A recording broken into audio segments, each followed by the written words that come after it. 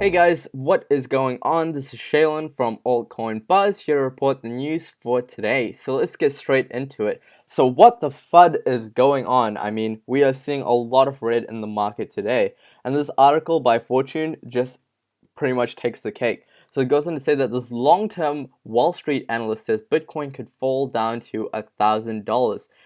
And he goes on to say that, Peter, who is the chief investment officer at Blakely Advisory Group, says that the cryptocurrency could fall as much as 90%, taking it back to the levels that we have seen around February 2017. He goes on to say that I wouldn't be surprised if over the next year it goes down all the way to $1,000 to around $3,000. He says this on CNBC.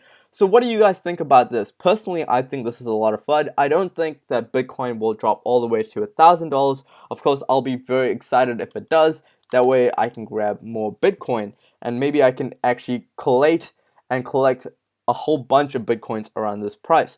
But I personally think that it is going to hover around the 8,000 range at the very lowest. What do you guys think about this? I'd really like to know what you guys think about what price Bitcoin will drop to. I personally, again, don't believe that it will drop down to $1,000, but that's just my opinion.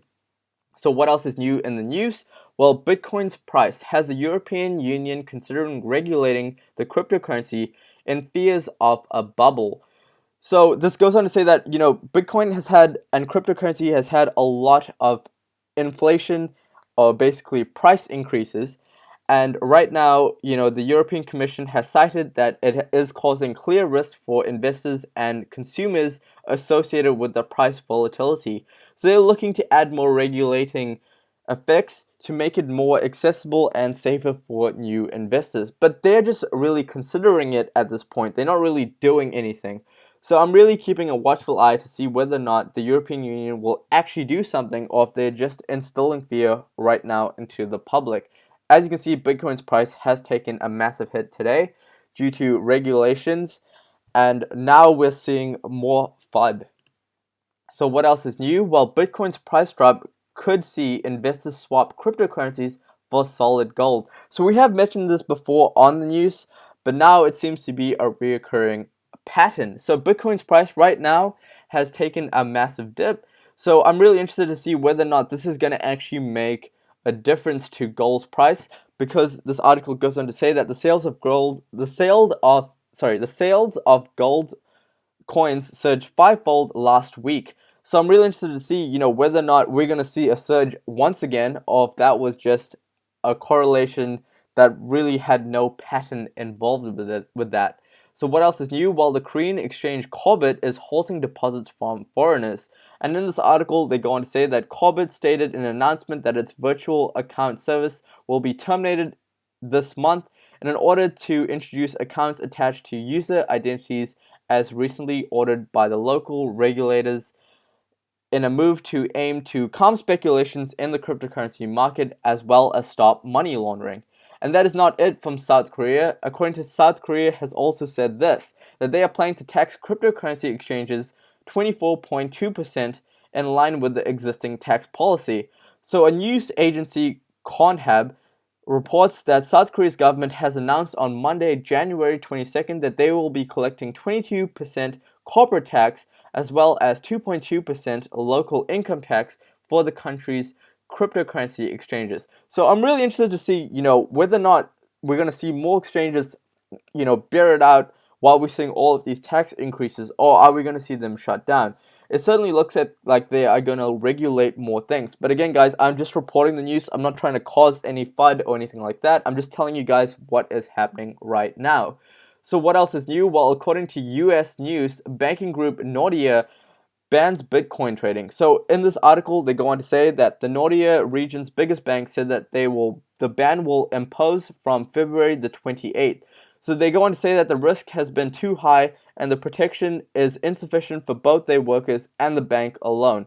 So it looks like they're just ultimately canceling out Bitcoin trading. And as you can see, they are situated in Santa Monica, California. So really interested to see that, a bank of this size is really looking at banning Bitcoin trading.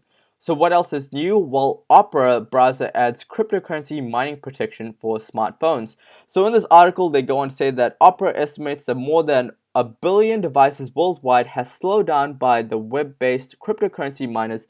The users do not realize that cryptojacking their browsers and an other side of the browsing experience. So it's making it less user-friendly and just overall slower. And the company believes that there are more than 3 million websites with embedded cryptocurrency miners.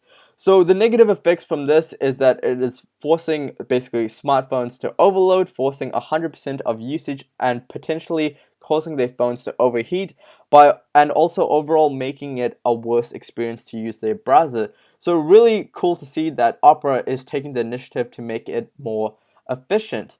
So what else is new? Well, here's some good news. I know we've spoken about some negative implications and side effects of cryptocurrency, but let's talk about some good news. So cryptocurrency culture pushes ahead in Cambodia despite distrust by the national bank. So this is according to Forbes.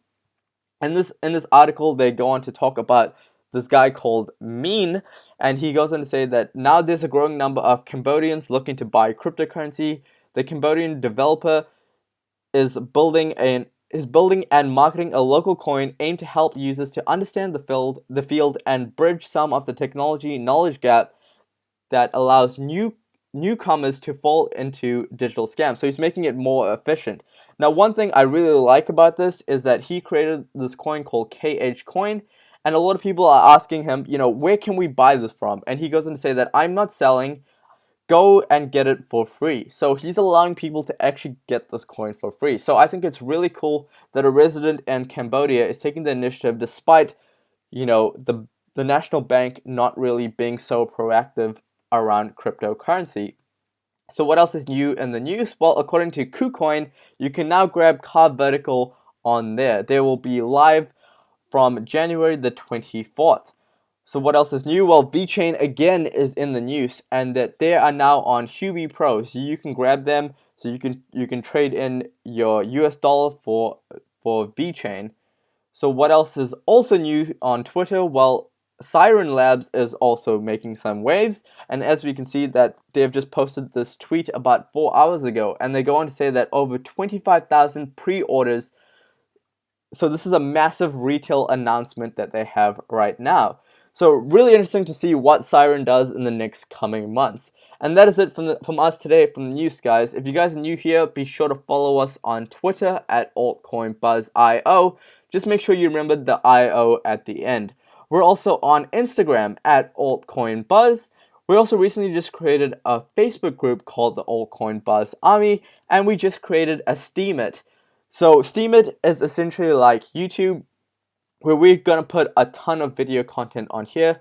Some of the content is going to be specially designed for Steemit, so definitely follow us on here as we are going to be posting new updates. And as you can see, we're just up to 112 followers, so I'd really like to see how big this grows. And that is it from us today, guys.